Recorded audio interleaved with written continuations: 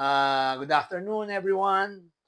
So, our next case for today is a case of revision, upper and lower left revision meaning she had upper and lower blepharoplasty years ago, parang 9 years ago. No, so we're going to do the same procedure, upper and lower blepharoplasty, because the patient's upper lid bumaba na uli. No? And yung kanyang eye bags ay very prominent already. So now, I explained to the patient dahil nag-hood na yung kanyang sa lateral canthus, no? Sa gilid, masyado na nakaganon yung kanyang skin. So I explained to her that there's going to be an extended incision, no? Or extended scar papunta dito sa gilid because we want to get rid of the hooding. No? Yung naka-hood na ganon. Well, for her, ang ideal procedure sana is do a brow lift or browpexy. No? Iaangat yung kilay. But I tried doing that before. No? Mabilis mawala kasi.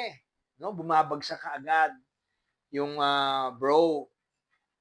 Dahil, syempre, yung ating pong kilay ay constantly moving. So, yung mga threads na itinatahi natin doon, bumibigay kaagad. Minsan, ilang months lang.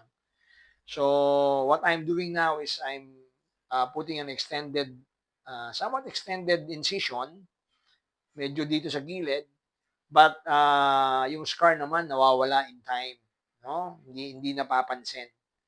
So, for me, I think that is the best procedure than doing a brow lift which will produce another scar. No? May scar din yan dyan. So, may scar ka na rito, may scar ka pa dito. So, dalawang scars. No? So, I believe doing an extended incision in blepharoplasty is, for me, it's a better choice. So, for the lower bleph, we're going to remove the fats. Then, syempre, remove ng konting skin. Then, do a lateral canthopexy para medyo malift yung kanyang skin, no? Mawala yung kanyang excess na skin dito sa baba plus the fats. So, while they are preparing, we're having coffee. I'm using the Philippine Academy of Aesthetic Surgery mug. This was, I think, way back 2015. So, see you again at the OR.